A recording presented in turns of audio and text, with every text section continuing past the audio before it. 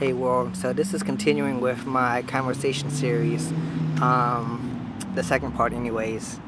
But like I said, before I get started, you know the drill, the disclaimer: no suing, any legal actions against me for any viewing, whether consensual or not.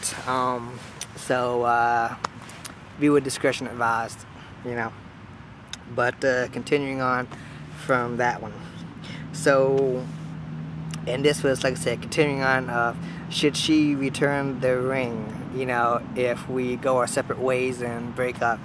And I'm like, yes, woman, she should return my ring, unless I felt that we had great years. Granted, we both felt that way, and it's not some vicious, evil, spiteful divorce and separation. Seriously, I would have no qualms with letting her keep the ring and doing what she wants. And like I said, waving because there's damn gnats everywhere around here. The joys of being down in the south. There's gnats, mosquitoes, and every other bugs that this damn big that's biting your ass. See here. And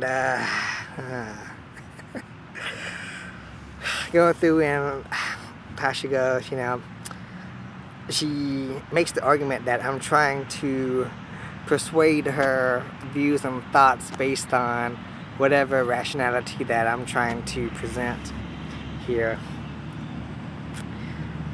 And let's see here. So I continue on and go, I don't even know how to begin trying to justify or presenting the stance of, I may love you, but I don't trust you. Where love and trust doesn't necessarily correspond or correlate to each other.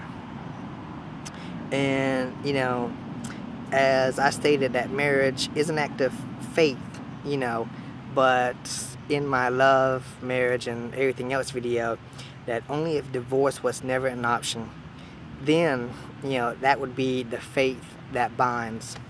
But when it's going on left and right of divorces and this oath under God to be, together forever till death do us part, the hypocrisy to that higher power, to oneself, that's not something that I personally want to be a part of.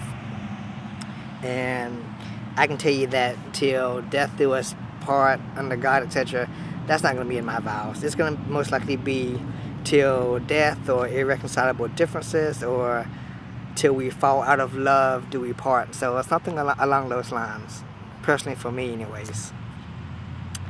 Now, I go on a tangent and discuss how faith and trust, that right and wrong view of people's faith and religion, I kind of sidetrack and go on a tangent about how, people kill other people in the names of faith and trying to convert people, make them submit to their own beliefs and values. That's pretty much what the Crusades were about. And now we have this war on terror and radicals and extremists from both sides, whether they be Islam or Christianity.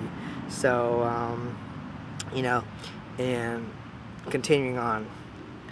Faith, to believe in things will work, and trusting one another to do what we can to make it to survive. There's nothing wrong with that, and I believe it's quite admirable, and I support it.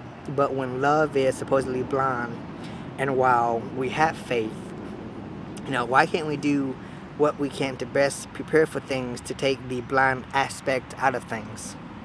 And that's like family planning, trying to have kids and, trying to have a baby, or determining how many babies, when to have a baby, can we support the baby, how will it affect our lives, our career, our relationship, can we best provide for it?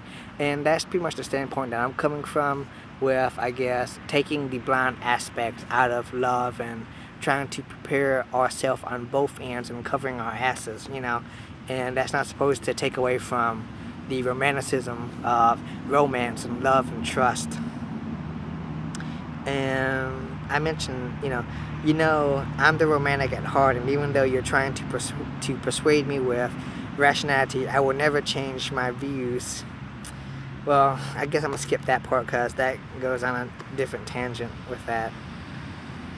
See here.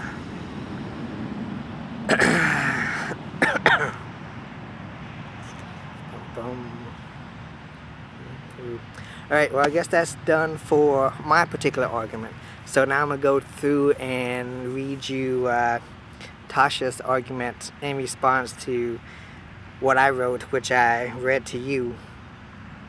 So she goes, Kim, you are such a comedian. Ring pops? That's hilarious. I can't debate you over whether the size of the diamond should symbolize how much love there is between two people, because I agree that it shouldn't. However, women like diamonds. It's a tradition. Why would you want to keep this tradition from your wife?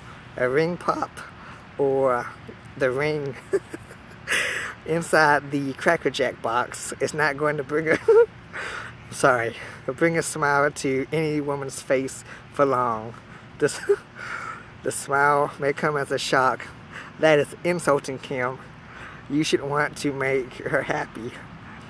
Maybe you should find a wife when you can afford a decent ring and or a wedding. You have made a valid argument, and I understand exactly what you mean and agree to an extent. Let me go through and comment on that. And like I said, the ring pop and Cracker Jack part really tickles me, you know. But I want to go back and, like I said, just respond to her through the video here. And she goes, so, however, women like diamonds. It's a tradition. Well, I'm going, if it's a tradition, why can't we change tradition? Why can't she like something else besides diamond? Something that's less expensive, you know? So there's my 2 cents on that. And personally, not every tradition is good. And I want to elaborate on that a bit more when we get down to it. So hold on to that thought about tradition. Let's see here.